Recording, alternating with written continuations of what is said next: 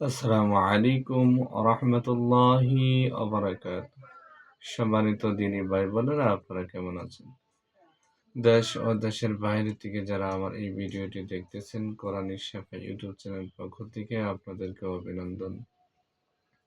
আশা করি আলহামদুলিল্লাহ আপনারা সকলেই ভালো আছেন।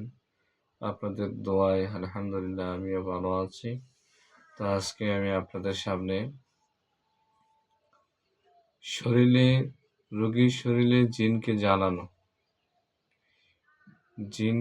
জ্বালিয়ে দেওয়ার জন্য, রোগীর শরীর থেকে জিন পলায়ন করার জন্য আপনাকে এই পদ্ধতি ব্যবহার করতে হবে। তো সম্মানিত দিনী ভাই বোনেরা, কি পদ্ধতি ব্যবহার করতে হবে আসুন আমরা ধৈর্য সহকারে শুনি। রোগীর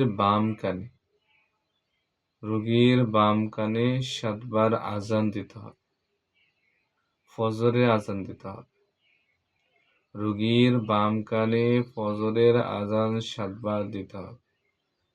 তারপরে আপনার সূরা ফাতিহা একবার পড়তে হবে, ফু দিতে হবে, এবং সূরা ফালাক একবার পরে ফু দিতে হবে, এবং সূরা নাস একবার পরে ফু দিতে হবে। সূরা হাশরের শেষ লাউ আনজালনা হাযাল কুরআনা এখান থেকে নিয়ে আপনার ওহুয়া আজিজুল হাকিম পর্যন্ত আপনাকে পড়তে হবে। উচ্চ কণ্ঠে জোরে জোরে পড়তে হবে, এবং সূরা তারিক থেকে নিয়ে একদম সম্পূর্ণ সূরা ইন্নাহুম ইয়াকিদুনা কায়দা ওয়া আকিদু কায়দা ফামাহিলিল কাফিরিনা আমহিলহুম রুওয়াইদা এতটুকু পর্যন্ত শুরু থেকে শেষ পর্যন্ত জোরে উচ্চ আওয়াজে কণ্ঠে পড়তে হবে। এবং সূরা সাফফাতের প্রথম 10 আয়াত 3 ইংরাজি পর্যন্ত আপনাকে পড়তে হবে।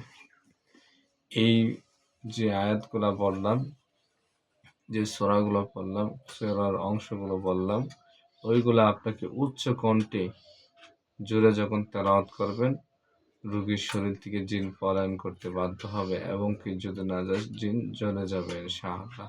সবাইকে এই আমলটি করার তৌফিক দান করুক।